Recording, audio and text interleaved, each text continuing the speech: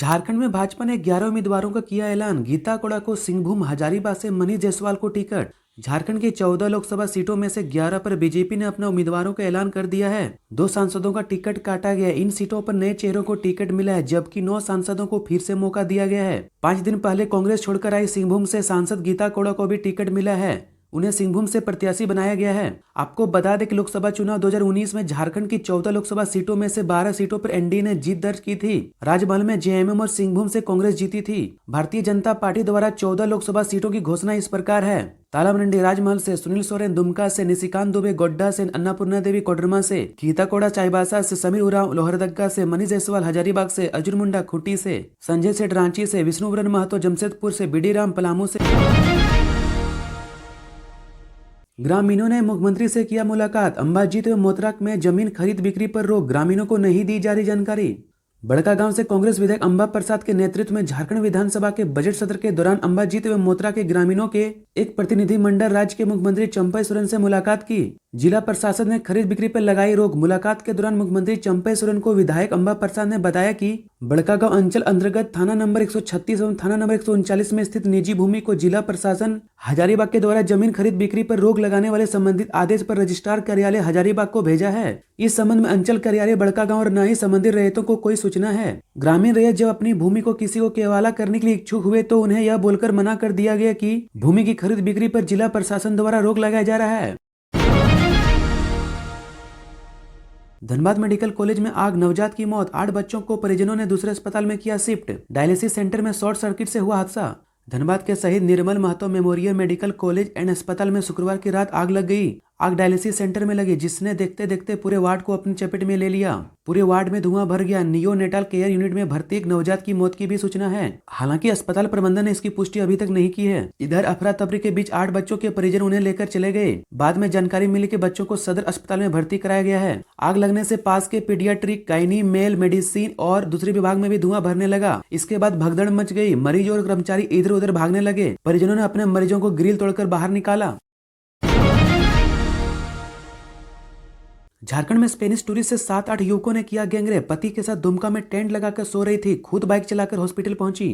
झारखंड के दुमका में शुक्रवार देर रात स्पेनिश महिला के साथ गैंगरेप हुआ। वारदात कुरमाहाट इलाके में हुई। स्पेनिश महिला टूरिस्ट वीजा पर भारत आई थी। महिला की उम्र 30 वर्ष बताई जा रही है। महिला दुमका में घूम रही थी। रात होने पर पति के साथ एक खेत में टेंट लगाकर आराम कर रही थी, तभी उसके साथ वारदात हुई।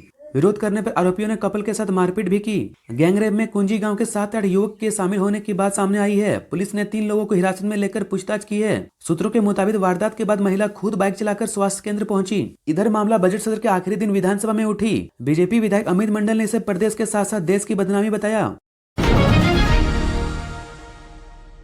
ऐसे बदलेगा झारखंड का मौसम, छाएंगे बादल। 3 से 4 मार्च को बारिश का येलो अलर्ट। झारखंड के कई इलाकों में ओला गिरने की संभावना।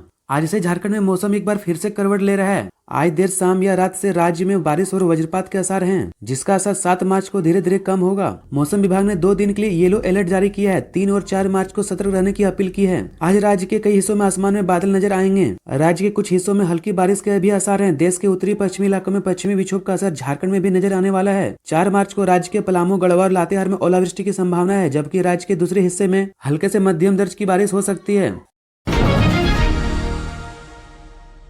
राजस्व कर्मियों की स्वास्थ्य बीमा योजना 1 माह में। स्वास्थ्य मंत्री बन्ना गुप्ता ने कहा कि राजस्व कर्मियों के लिए स्वास्थ्य बीमा योजना 1 माह में लागू हो जाएगी। इसकी प्रक्रिया चल रही है। यह सरकार की एक महत्वाकांक्षी योजना है। सरकार कर्मचारियों, सेवानिवृत्त कर्मचारियों को 5 से 10 लाख रुपए तक का स्वास्थ्य बीमा का लाभ देने जा रही है। इसके लिए बीमा एजेंसियों की चयन की प्रक्रिया चल रही है। आपको बता दें कि बन्ना गुप्ता विधानसभा के बजट सत्र के झामुमो विधायक समीर महतो के सवाल पर जवाब दे रहे थे। स्वास्थ्य मंत्री ने कहा कि इस योजना में पुलिस कर्मियों को भी शामिल किया जाना है। मरीजों को एयरलिफ्ट करने का भी प्रावधान है। इस पर स्पीकर रविंद्रनाथ महतो ने कहा कि सरकार जब यह योजना लागू करेगी तो विधानसभा के सदस्यों को भी इसमें शामिल किया जाना चाहिए। पीएम मोदी के बयान पर झारखंड विधानसभा में झामुमो कांग्रेस का हंगामा, 2 बार स्थगित हुआ सदन। प्रधानमंत्री नरेंद्र मोदी के बयान पर झारखंड विधानसभा में शनिवार को जमकर हंगामा हुआ। सत्ता पक्ष के विधायकों की ओर से किए गए हंगामे के बाद सदन की कार्यवाही स्थगित कर दी गई। दुमका जिले में स्पेन की महिला से बलात्कार का मामला भी सदन में उठा। हंगामे की वजह से सदन की कार्यवाही 12 बजे तक स्थगित कर दी गई। 12 बजे सदन की कार्यवाही शुरू हुई, लेकिन महज 7 से 8 मिनट के अंदर ही फिर से 2 बजे के लिए स्थगित कर दी गई। आपको बता दें कि झारखंड विधानसभा के बजट सत्र के आखिरी दिन जैसे सदन की कार्यवाही शुरू हुई, कांग्रेस के विधायक प्रदीप यादव ने प्रधानमंत्री मोदी के बयान पर सवाल उठाया। उन्होंने कहा कि पीएम शुक्रवार को झारखंड आए थे। उन्होंने जिस तरह की बातें की, उतनी स्तरहीन बातें कोई पंचायत स्तर का नेता भी नहीं करता। उन्होंने पूरे झारखंड के लोगों का अपमान किया। प्रदीप यादव ने इस मुद्दे पर सदन में चर्चा कराने की मांग की। सुनील सोरेन ने कहा, पीएम मोदी के नेतृत्व में दुमका भी विकास की राह पर तेजी से आगे बढ़ रहा। दुमका सांसद सुनील सोरेन ने कहा कि पिछले 5 साल में 2 बार कोरोना जैसी महामारी ने विकास के कार्यों को अवरुद्ध किया है, लेकिन इसके बावजूद दुमका संसदीय क्षेत्र में तेजी से विकास का कार्य हुआ है। 3 सालों में दुमका संसदीय क्षेत्र के दुमका, जामताड़ा तथा विद्यासागर स्टेशन में 18 ट्रेनों का ठहराव सुनिश्चित हुआ है। दुमका से पटना तक की रेल कनेक्टिविटी हुई। कोलकाता के लिए एक और ट्रेन मिली। अमृत भारत योजना के तहत 3 स्टेशनों का कायाकल्प हो रहा है। जेएसएससी के स्नातकोत्तर प्रशिक्षित शिक्षक प्रतियोगिता 2023 के परिणाम जारी। झारखंड राज्य कर्मचारी चयन आयोग ने स्नातकोत्तर प्रशिक्षित शिक्षक प्रतियोगिता 2023 परीक्षाफल जारी कर दिया है। जेएसएससी ने परीक्षा के परिणाम शनिवार को जारी किया। जारी परीक्षाफल में रसायन शास्त्र एवं जीव विज्ञान के पदों पर मेगा विकल्प के आधार पर अनुक्रमांकवार परीक्षाफल प्रकाशित किए गए। परीक्षा परिणामों को झारखंड राज्य कर्मचारी चयन आयोग की वेबसाइट पर देखा जा सकता है। झारखंड में नौकरी नहीं मिलने से परेशान युवक ने फांसी लगाकर की आत्महत्या। नौकरी नहीं मिलने से परेशान झारखंड के एक युवक ने फांसी लगाकर आत्महत्या कर ली है। मामला चतरा जिले के सदर थाना क्षेत्र का है। सदर थाना क्षेत्र के सीमा पंचायत के हफुआ गांव का एक युवक रामाधार कुमार सिंह नौकरी नहीं मिलने से परेशान था। घटना शुक्रवार देर शाम की है। परिजनों ने उसके कमरे के फंदे से लटकता पाया तो उसकी सूचना आसपास के लोगों को दी। सूचना पाकर सदर पुलिस पहुंची और शव को पोस्टमार्टम के लिए भेज दिया। पोस्टमार्टम के बाद शव को परिजनों को सौंप दिया गया।